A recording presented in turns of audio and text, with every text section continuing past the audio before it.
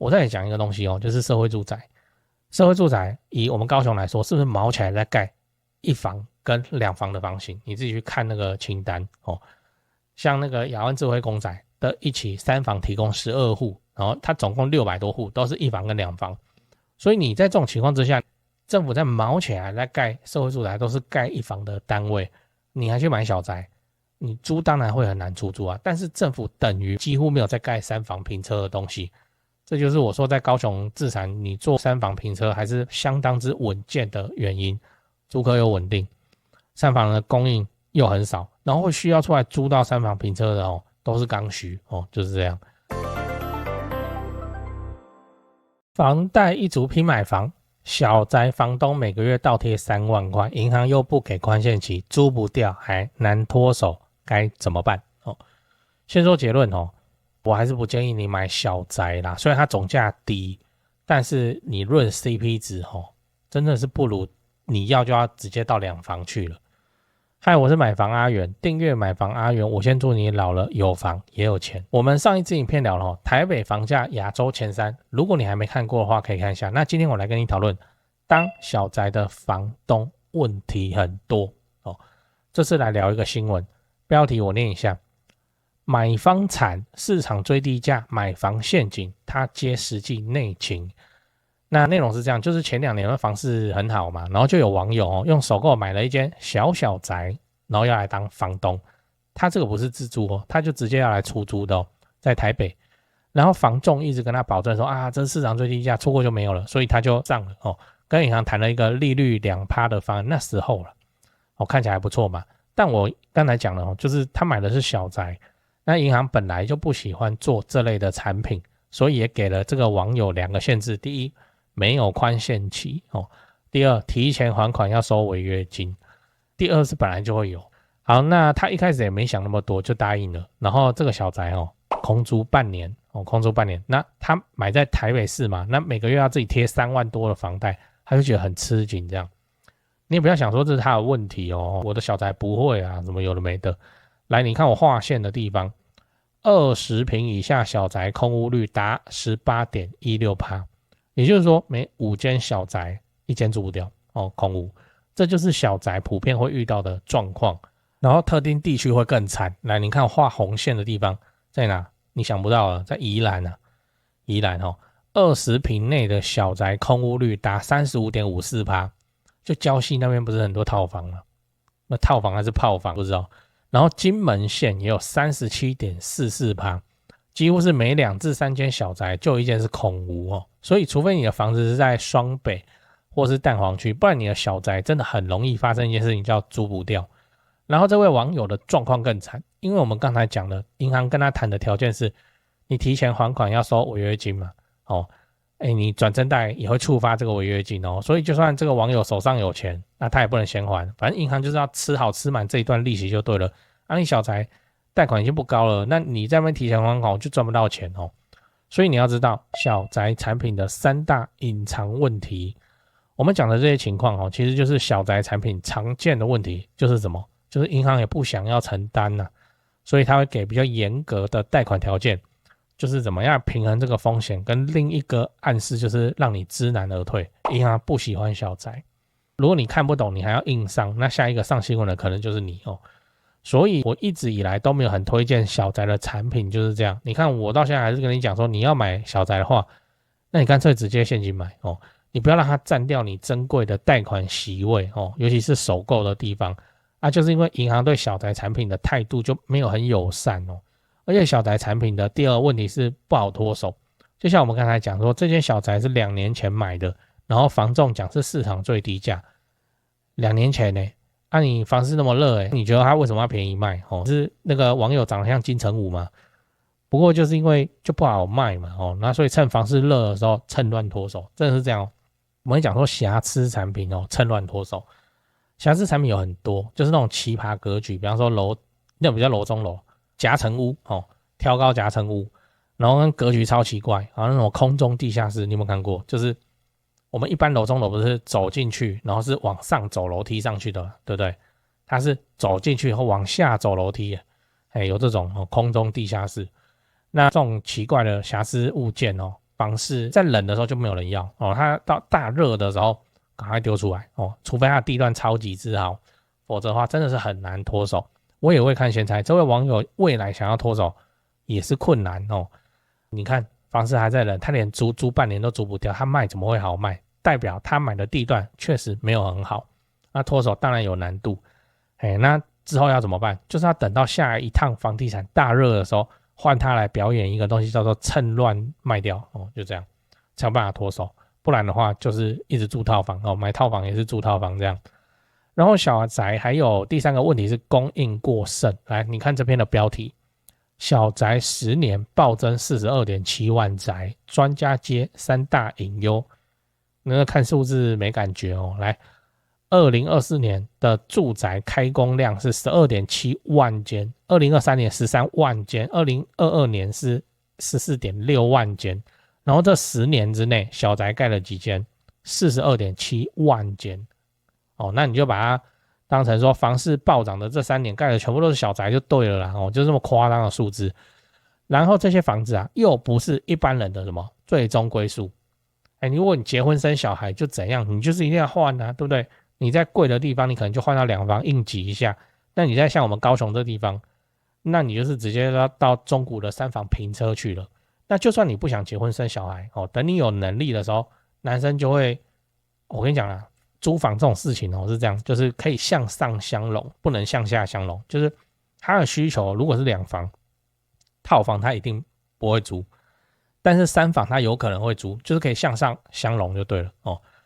就这样，有多一个房间，再怎样用都很好用。那这种我们都看过。最后你要知道，小宅还能买吗？哦，最后我们还是澄清一下，就是小宅产品哦，没有不能买了。但是我认为买小宅的压力哦，其实你真的讲起来是比2房还高，因为小宅就不好贷款哦。那银行可能哦，这个贷款成数都不高，所以你算一算，你可能还要再加蛮多钱的。那你加了这个钱，说不定哦，你看一看，能不如直上中国的2房算了。那就算之后贷款成功，你接下来面对的问题还是很多哦。来，第一个租客很麻烦哦，会来住小宅的租客就是认为他就是消费者哦，那有事都找你 ，WiFi 挂掉或怎样都是找你的。第二，涨幅不明显哦，因为小宅的坪数小嘛，就算它要涨价，你算一算以后没什么感觉哦。那为什么它的 bug 这么多哦？那市场中还是出现大量的小宅，其实说穿了就是房价变高啊，然后大家就只能越买越小，建商也是越盖越小，它才卖得掉，所以你才会看到各种小宅的案子。像我之前看到哦，14坪室内哦，14坪隔那个2房2厅2卫，哇，重点是那个2卫哦，很厉害，反正就真的就很小。我觉得那个哦，那还是漂漂亮亮刚装潢好，什么东西都没摆的情况之下，你那个一对情侣去住那个没办法住哦，你单身住还差不多。然后还有看过那个16坪室内16隔3房哦，3房2厅2卫的哦，真的是有点恐怖。那我的看法是说，如果小宅那么多，一种解读当然叫做小宅很热嘛，所以不用担心脱手。那另一种解读是什么？大家都小宅，所以你战斗力就不强，你知道？看你要怎么解读。我也补充一个新的政策风向给你，来，你看这个新闻标题，我念一下：卓奎行政院院长卓荣泰卓先生，卓奎调整容积率，不让房子越都跟越小哦。我们的卓荣泰卓院长说了，现在房子越盖越小，所以要上一些手段，让建商愿意把房子盖大间一点。但是上什么手段他也没讲哦，只说要调整容积率之类的，看起来又是传统操作，叫做先新闻稿来测风向这样哦。那如果这件事情成真的话，你手上的小宅可能会怎样？变得更尴尬嘛，对不对？你说房子新，你没有办法比下一批盖出来的预售更新，你说大，那个卓奎之后改版后的就是比你大，每间都比你大，然后更不用那么中古，然后比你还大还比你便宜，那要脱手就会变得更加困难。所以如果你准备要买小宅，我现在真的是建议再想想，如果你现在手上就有小宅，那你买了你就不要乱动哦，那你继续放等通膨哦，就看满5年以后房地合一 2.0 的税制，看到时候的房市状况怎么样，你再做决定就好。最后我想问你，你未来会想要把小宅当成置产策略的一环吗？ A 会，现金买哦。 B 会，银行会对小宅松绑就对了。C 不会，我觉得未来会很难脱手哦。对哦，讲个题外话，就是现在的房地产市场很冷清啊，那让你感到害怕，不太敢继续自产。我的看法是这样哦，先说结论，现在是对高雄市低总价的中古屋而言，教科书级别的巴菲特，别人恐惧我贪婪时刻真的我没胡乱因为高雄市的重大建设跟民间投资跟工作人口都还持续的在盖在成长，都没有停。2026年开始会陆陆续续的启用或是开幕，而且像台积电的正式上班人数嘛，也都还在成长中，还没有完全发酵。以现在的自产周期要出租放生满5年来看现在真的是比去年疯狂的去年还要美的进场时间点。我认真我这种重大建设旁中古屋的流派就是这里好，赚不是最多但是稳健到爆。天塌下来了，有预售屋顶着嘛那我都还持续在看呢，你不用怕，因为我们的目标是老了有房也有钱关税台币升值就不过是30年自产周期中的一朵乌云而已，安啊。北高雄、南高雄自产中古屋就找台湾房屋美术资讯店林店长处理，赖就加小老鼠 go go go go 5个 go 加这个赖来慢慢看 PO 给你的房子都挑过都有战斗力的。反正天塌下来了，有预售屋顶着了，我们中古屋真的是非常的稳健安啊。台北市、新北市自产就找萧店长，赖就加小老鼠掰台北直接看低于实价登录的房子。最后请你购买我买房阿元的 YouTube 频道会员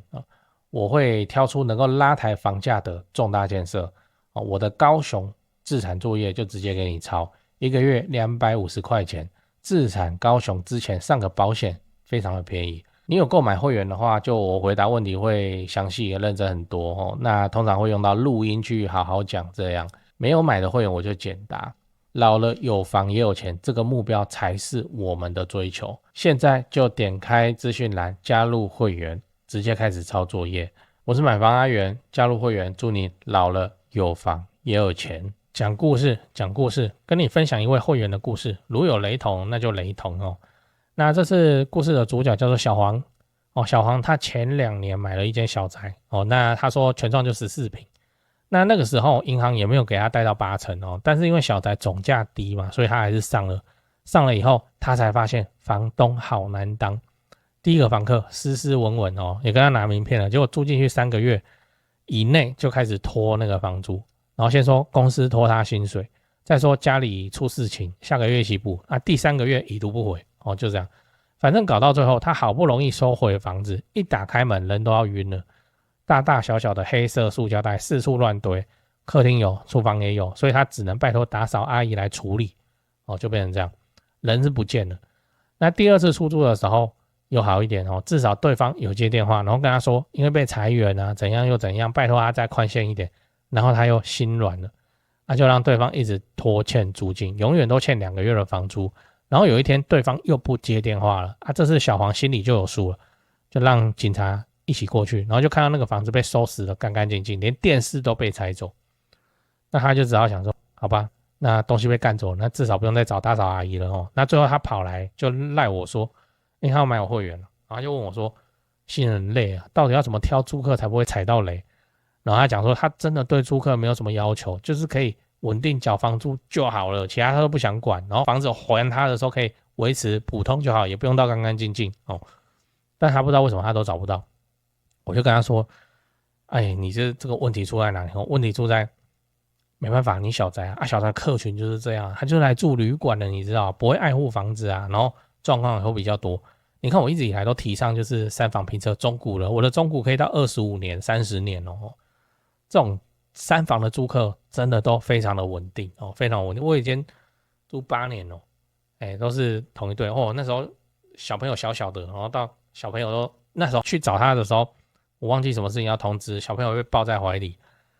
然后隔好几年去看那个小朋友来开的门，好像上国小了这样就